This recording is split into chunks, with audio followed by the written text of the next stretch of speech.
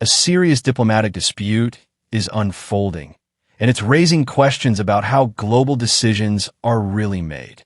South Africa has claimed that President Cyril Ramaphosa's invitation to the upcoming G7 summit was withdrawn under pressure from the United States. According to the presidency, the situation didn't just involve quiet diplomacy. It allegedly escalated to the point where the U.S. signaled it could boycott the summit entirely if Ramaphosa attended.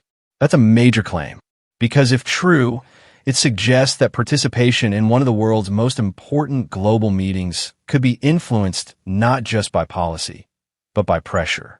But here's where things take a turn. France has pushed back on that version of events. Officials say the decision to withdraw the invitation had nothing to do with U.S. influence. Instead, they claim it was simply a matter of changing which countries would be invited this time. So now there are two completely different explanations. On one side, South Africa is pointing to external pressure.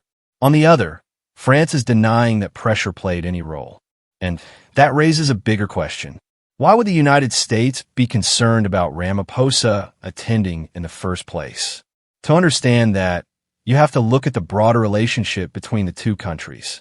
Tensions between South Africa and the United States have been building over time, particularly around foreign policy positions and global alliances.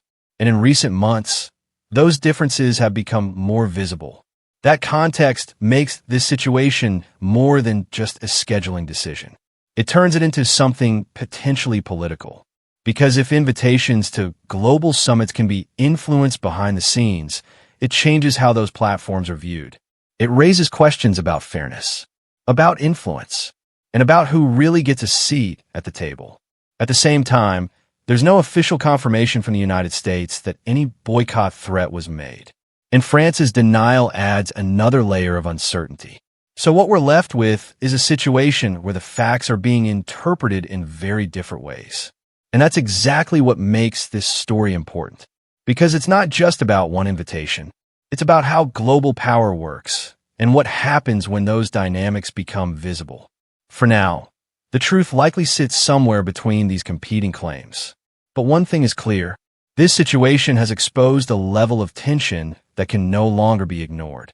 And the implications could go far beyond a single summit.